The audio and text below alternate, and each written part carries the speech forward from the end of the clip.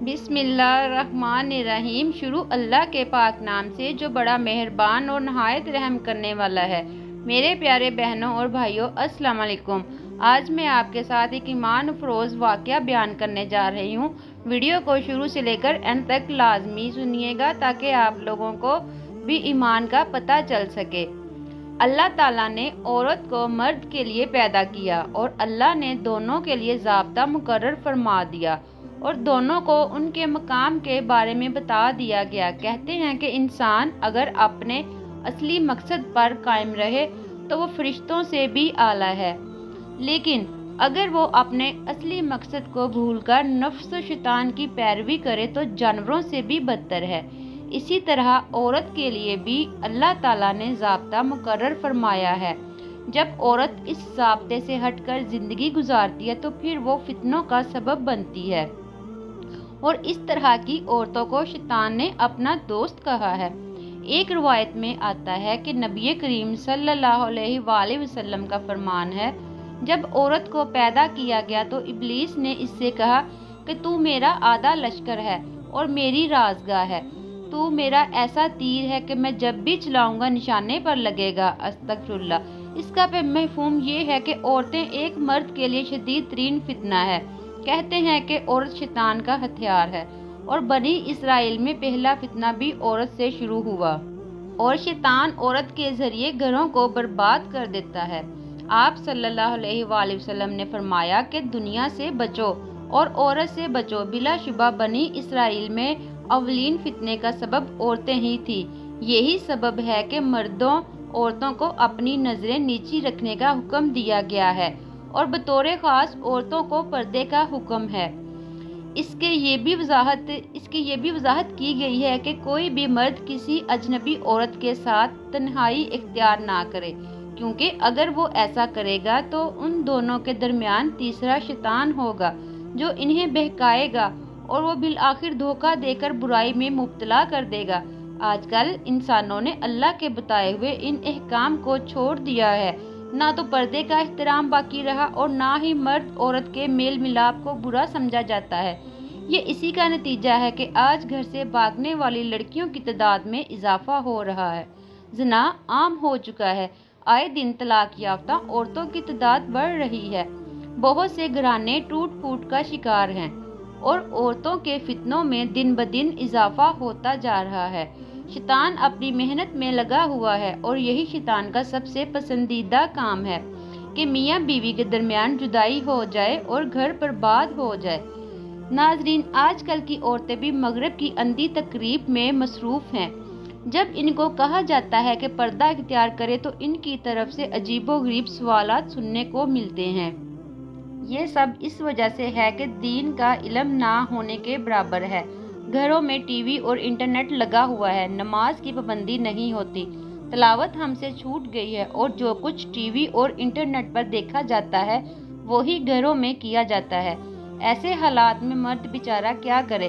مرد کو چاہیے کہ وہ گھر سے ان اسباب کا صفایا کرے جن کی وجہ سے یہ فتنے جنم لے رہے ہیں۔ البتہ عورتوں کے فتنہ انگیزی سے بچنے کے لیے کچھ راستے ہیں جنہیں اختیار کر کے ہم اس فتنے سے محفوظ رہ سکتے ہیں، اور وہ راستے ہیں ایمان کے، جس میں پہلا راستہ ہے اللہ پر ایمان اور اس کی گرفت کا خوف۔ ایک انسان کو وقتی خواہشات اور عارضی لذتوں سے محفوظ رکھنے کا زبردست ذریعہ ہے۔ اللہ کی نگرانی کا احساس حرام سے بچنے کے لیے مسلمانوں میں حیرت انگیز کردار ادا کرتا ہے۔ اور دوسری چیز آتی ہے، وہ ہے نگاہوں کی حفاظت۔ قرآن مجید میں اللہ تعالیٰ نے ایمان والوں کو نگاہوں کی حفاظت کا حکم دیا ہے، کیونکہ نگاہوں کو بے لگام چھوڑنا حرام کاری اور بدکاری کے برے انجام تک پہنچاتا ہے۔ اور تیسری چیز ہے دل سے برے خیالات کو ہٹانا۔ دل میں برا خیال آتے ہی اگر اسے باہر نکال دیا جائے تو کوئی خیال باعث وبال نہیں بنتا، لیکن اگر کسی خیال کو سوچ بنا لیا جائے تو انجام بھیانک ہے۔ جو سب سے اہم چیز ہے وہ ہے نکاح۔ اسلامی شریعت میں نوجوانوں کو نکاح کی ترغیب دی گئی ہے تاکہ فطری خواہشات کو جائز طریقے سے پورا کرنے کا موقع موجود ہو اور حرام کاری سے بچا جا سکے۔ پانچویں چیز ہے روزہ رکھنا۔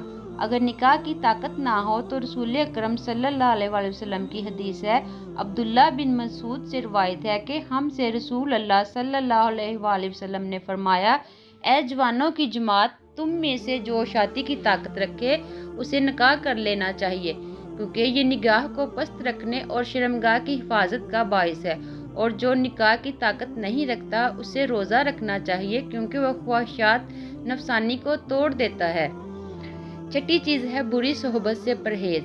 حضرت ابو ہریرہ سے روایت ہے کہ نبی کریم صلی اللہ علیہ وسلم نے ارشاد فرمایا، آدمی اپنے دوست کے دین پر ہوتا ہے، لہٰذا اسے غور کرنا چاہیے کہ وہ کس سے دوستی کر رہا ہے، اس لیے ہمیشہ نیک اور دیندار لوگوں سے دوستی کرنا چاہیے اور ان کی صحبت میں بیٹھنا چاہیے۔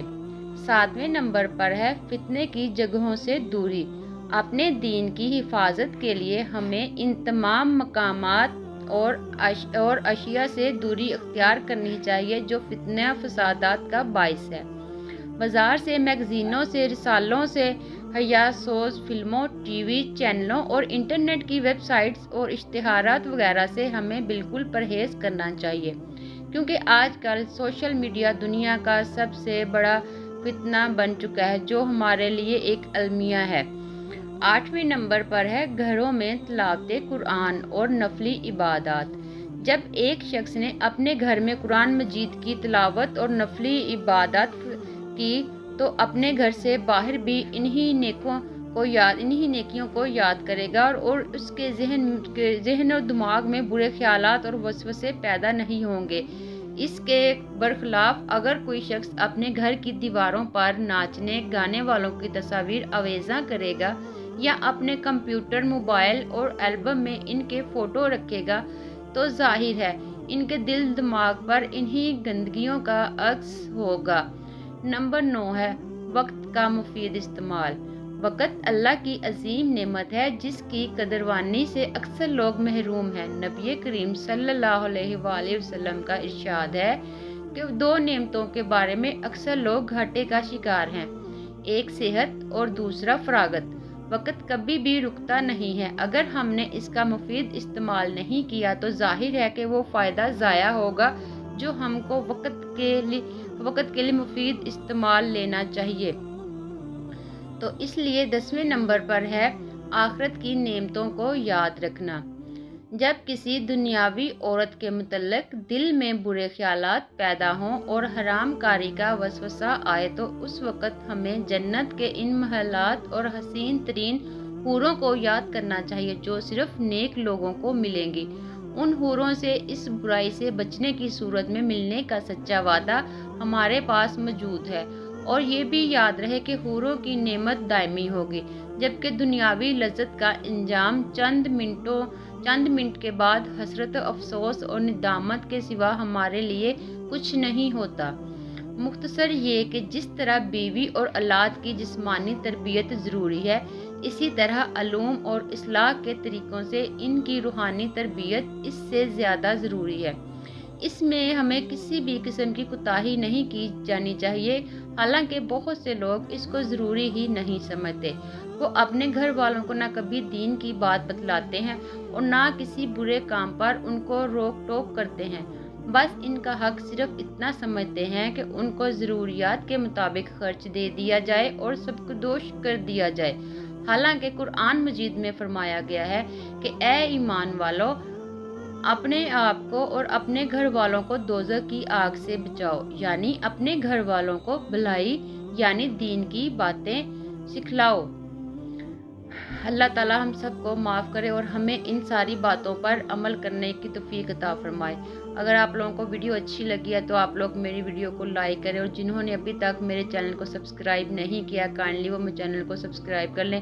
مزید میں اس طرح کی حدیث اور اچھی باتیں آپ کے ساتھ شیئر کرتی رہوں گی۔ مجھے امید ہے کہ آپ لوگوں کو میری آج کی ویڈیو اچھی لگی ہوگی، تو آپ لوگ میری ویڈیو کو لائک لازمی کریں۔